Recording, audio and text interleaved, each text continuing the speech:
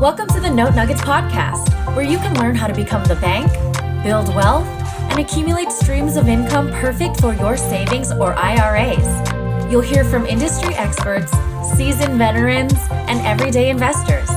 Our goal is to teach you how to invest in notes, one nugget of knowledge at a time. Here's your host, Kevin Galang. Welcome, everyone, to another episode of the Note Nuggets podcast, where you learn how to turn other people's debt into income for your savings or IRA. Whenever I run, I love using an app that not only tracks my run, but tracks my time. Personally, I enjoy having my app tell me my pace and distance every half mile. If you're running a long distance, let's say 10 miles, that can be kind of annoying to have somebody or something tell you how fast you're going and how far you've gone every half mile. But for me, I like the feedback. The feedback gives me key information about my pace. This way I can readjust according to how I'm feeling during the run. If I'm running too fast, I don't realize it sometimes because you get into a flow or you get into a zone with the right music that comes on. Then I can slow down to ease into the run to make sure I make the distance that I'm trying to achieve. If I'm not running fast enough, then I can pick up the pace. It gives me an idea of really where I'm at in the moment of my run. It's live feedback of my performance.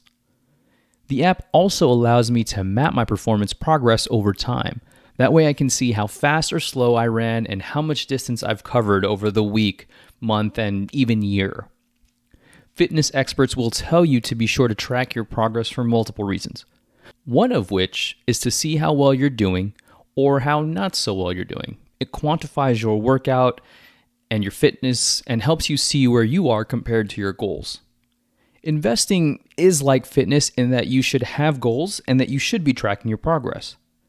If you're investing and not paying attention to your money and how it's performing, then are you really even investing? Luckily for us, there are many ways to track your investing progress. You can track the income your investments are producing, how much cash flow you're generating, and see how that stacks up towards your overall financial goals. With notes, you can easily see the interest your notes will produce thanks to yield, which helps you measure how much income coming in. Now, if you use a tax-advantaged account like a Roth self-directed IRA, then whatever interest your notes provide you are completely tax-free. If you make $1 million in interest from your notes in a Roth, that's self-directed IRA, then that's $1 million of profit in your pocket. Now the question is, how do you generate this income using other people's debt? Thankfully, that's exactly what our guest today is talking about. By the way, don't forget to leave the Note Nuggets podcast a review on Apple Podcasts so that we can help more people learn about the power of notes. And if you want to learn more about how I'm creating cash flow and building wealth for myself and my investors using notes, book a time on my calendar at notenuggets.com/contact. As usual, now let's learn about our guest. For nearly 40 years, Desi Arnaz's life has centered around real estate. Not only has Desi Arnaz invested in hundreds of real estate deals, but he has also owned a Century 21 franchise and 2 mortgage companies. As the co-founder of ACI Legacy Group, Desi helps people earn high returns safely with passive real estate investments. His experience and integrity enables his clients to invest confidently. When it comes to self-directed IRA, what would you say are some of your favorite strategies for owning notes in a self-directed IRA? Well, I like when people have a self-directed IRAs, I do recommend to them oftentimes that they're not familiar with notes, that they should still invest in notes using a process called hypothecation. And what most people don't understand is that basically hypothecation is a fancy word for saying you're a lender, you're a private lender. And so as a self-directed IRA holder, you could lend money to a guy like me or someone else who wants to invest in notes, who's going to be hands-on with the notes. And they would draft a new note to you. And that note that they have and the real estate that supports that note would serve as your collateral. And so I use hypothecation when I'm talking to people who say, I just want to put my money in the note space. And so that's a good option. Another good option is to put your money into some sort of a note investing fund. There are funds out there where people raise money, pool those funds together, so they can buy notes at deeper discounts and in higher volume. And you can, you can earn good returns in that scenario, as well as sometimes some profit sharing too. And you don't have to lift a finger. You leave it in the hands of a professional. That's a great way to invest.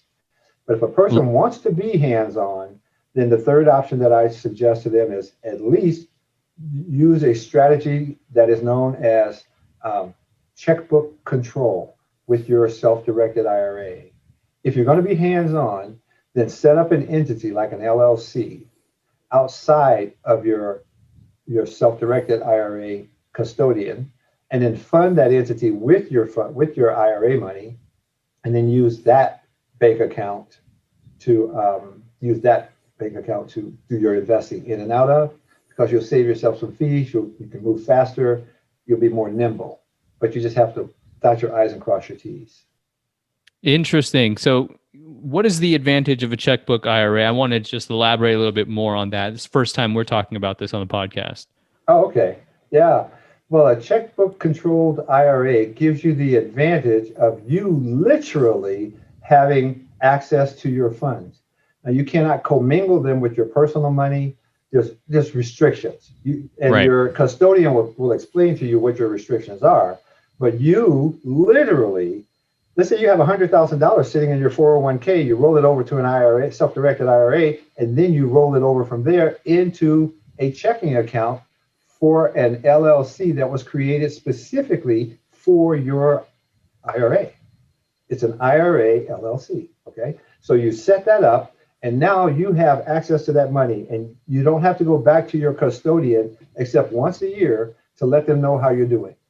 You got to give them an update, what kind of profits or losses you've experienced, and that's a little one-page document, pretty basic. But in the meantime, you have access to that money. And suppose you have done that, and a buddy of yours comes up and says, hey, man, I got this great little house that I just found over here, and I want to buy it and flip it. You know where I can borrow some money? You can be the lender right there. You can say, how much do you need? He says, I need 50 grand. You say, you know what? I've got that in my checking account. And you can literally write that check as soon as you've satisfied yourself by doing your due diligence that he knows what he's doing, right? Right. You want to be repaid. So, but as soon as you're satisfied that you will be repaid, then you go ahead and move forward right there. It's really great.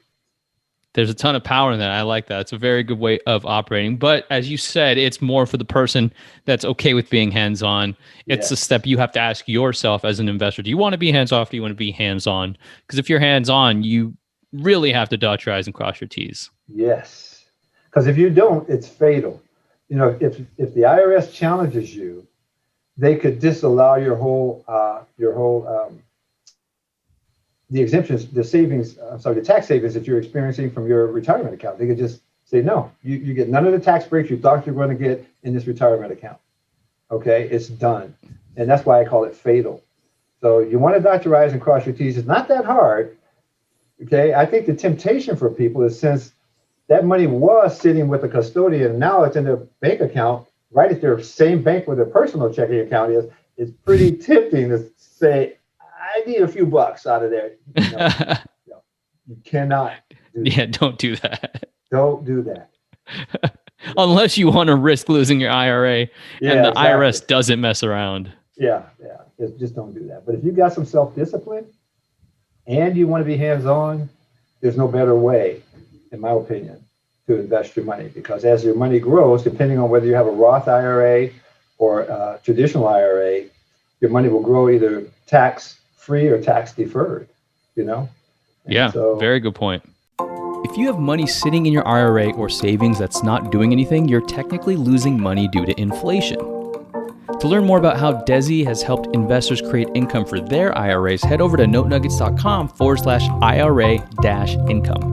And if you have any questions about how to get started with notes, book a time with me at notenuggets.com/contact. Thank you for tuning in to this week's episode of the Note Nuggets podcast.